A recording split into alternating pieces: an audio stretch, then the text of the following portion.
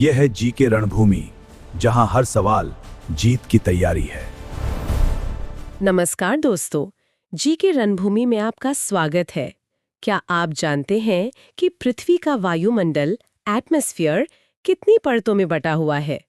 आज हम जानेंगे वायुमंडल की प्रमुख परतें, ट्रोपोस्फियर, स्ट्रेटोस्फियर, मेसोस्फियर, थर्मोस्फियर और एक्सोस्फियर से जुड़े महत्वपूर्ण जी के फैक्ट्स। तो चलिए शुरू करते हैं।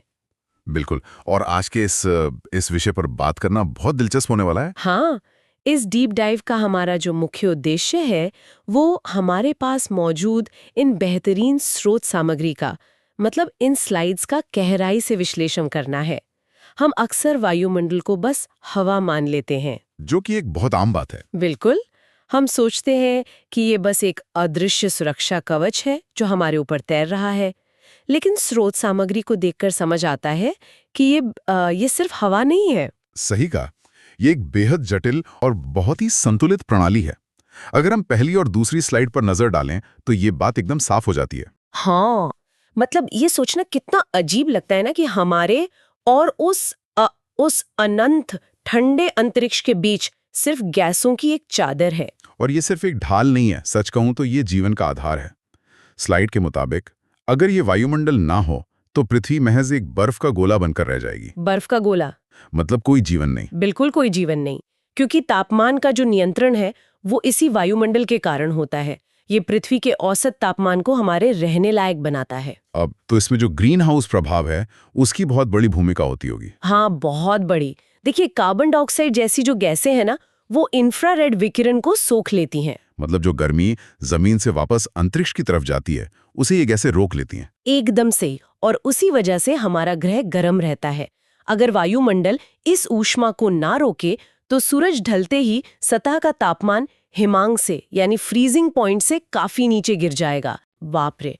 अत्यधिक ठंड से बचाव का ये कितना शानदार प्राकृतिक तरीका है। तो चलिए श्रोताओं को सतह से अंतरिक्ष तक की एक वैज्ञानिक यात्रा पर ले चलते हैं। ये एक बहुत ही रोमांचक यात्रा होने वाली है। हाँ, तो मुख्य रूप से 5 परतें हैं: क्षोभमंडल, समताप मंडल, मध्य मंडल, बाह्य मंडल जिसमें आयन मंडल भी आता है, और सबसे अंत में बहिर्मंडल। शुरुआत हम सबसे निचली परत से करते हैं।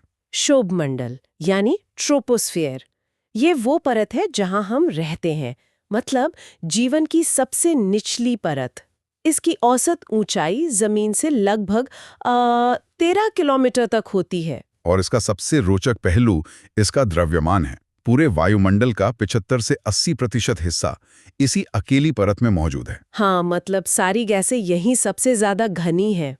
और मौसम से जुड़ी सारी गतिविधियां भी यहीं होती है।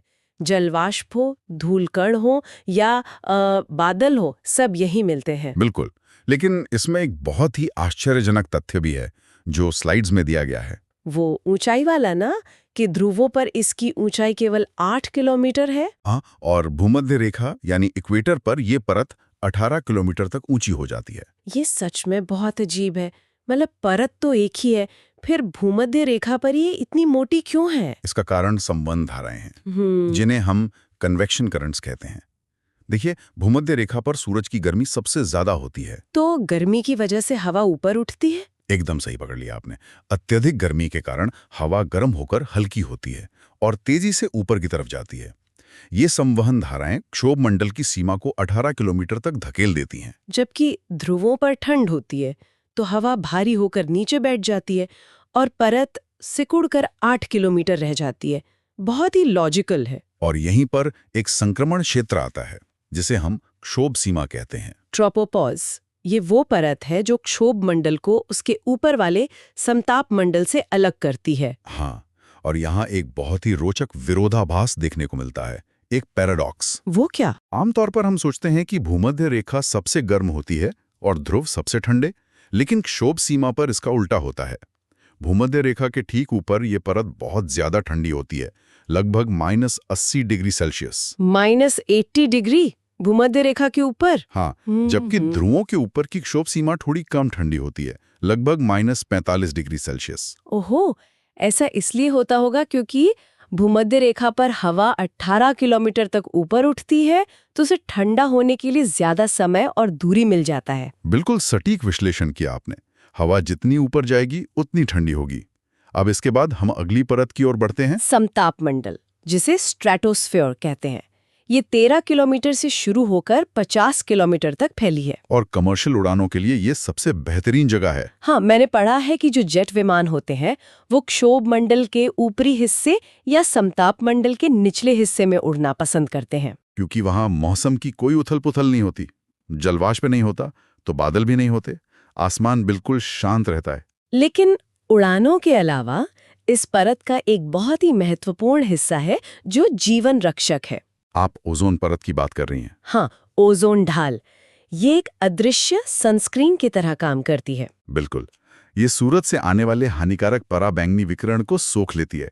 अगर ये यूवी रेडिएशन सीधे जमीन पर आ जाए तो हमारे लिए बहुत बड़ा खतरा बन जाएगा। और शायद इसी यूवी को सोखने की वजह से यहाँ का तापमान भी बदलता है। सही कहा।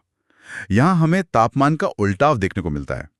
क्षोभ मंडल में ऊंचाई के साथ तापमान घट रहा था, लेकिन समताप मंडल में ऊंचाई के साथ तापमान बढ़ने लगता है। अच्छा, क्योंकि ओजोन के बनने की जो प्रक्रिया है उसमें गर्मी पैदा होती है, तो जैसे जैसे हम इस परत में ऊपर जाते हैं गर्मी बढ़ती जाती है। हाँ, और इस परत की जो ऊपरी सीमा है जहां ये खत्म होती है उसे समताप सीमा या स्ट्रेटोपॉज कहते हैं। इसके बाद शुरू होता है हमारा मध्य मंडल यानी मीसोस्फीयर।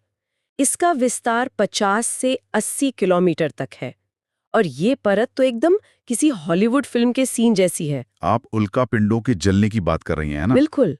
अंतरिक्ष से जो भी उल्का पिंड आते हैं वो इसी मध्य मंडल में आकर जलकर खाक हो जाते हैं घर्षण की वजह से। ये परत हमें उन पत्थरों से बचाती है। ये बहुत जरूरी सुरक्षा है, लेकिन इस परत की एक और बड़ी पहचान है और वो है यहाँ की चरम ठंड, एक्सट्रीम कोल्ड।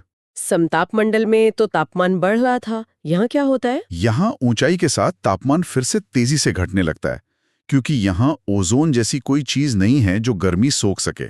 तो ये कितना ठंडा हो जाता है? इसके शीर्ष तक पहुंचते पहुंचते तापमान -90 डिग्री सेल्सियस तक गिर जाता है। ये पूरे पृथ्वी के वायुमंडल का सबसे ठंडा स्थान है। -90 डिग्री।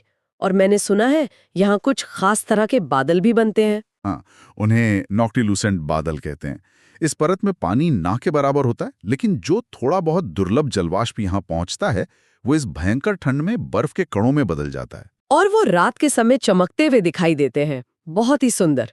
और वैज्ञानिक इसी परत का अध्ययन करने के लिए साउंडिंग रॉकेट भी भेजते हैं। सही कहा।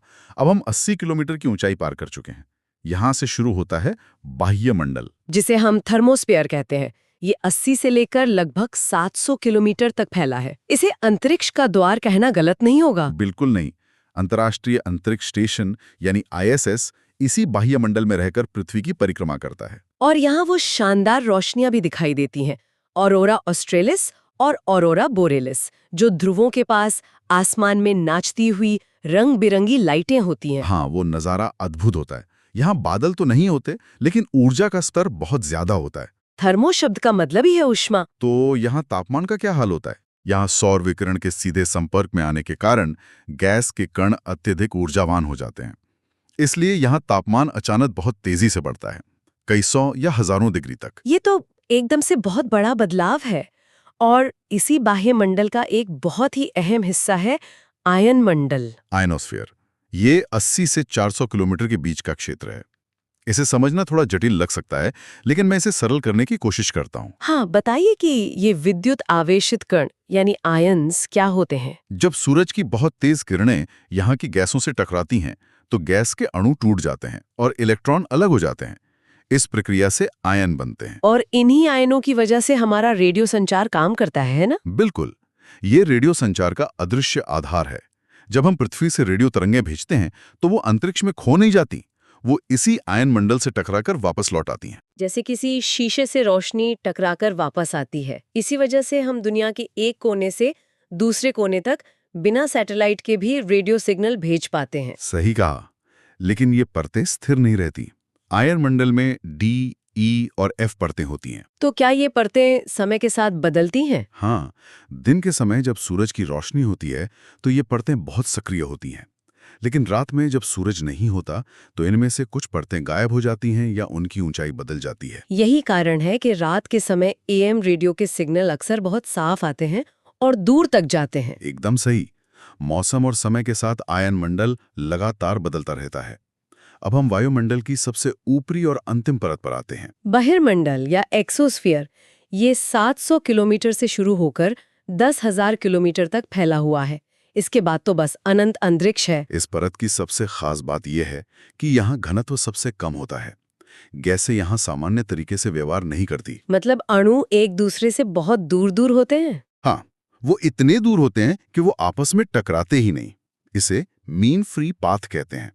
और पृथ्वी का गुरुत्वाकर्षण भी यहाँ बहुत कमजोर हो जाता है। तो इसका मतलब है कि वो कण स्वतंत्र रूप से बाहरी अंतरिक्ष में निकल जाते होंगे, एस्केप कर जाते होंगे। बिल्कुल, वो हमेशा के लिए अंतरिक्ष में खो जाते हैं।